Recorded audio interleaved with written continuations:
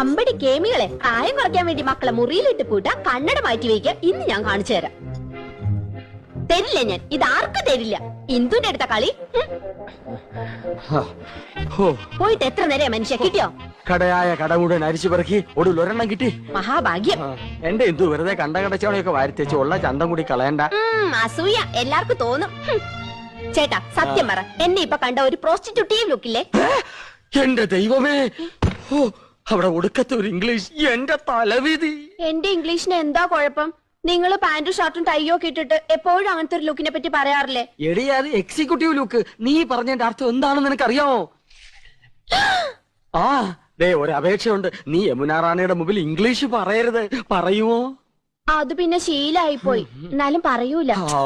എവിടെ അത്? ഇതാ. അയ്യോ, ഇത് നീളം വളരെ കുറഞ്ഞു പോയി. എന്നെ കൊണ്ടൊന്നും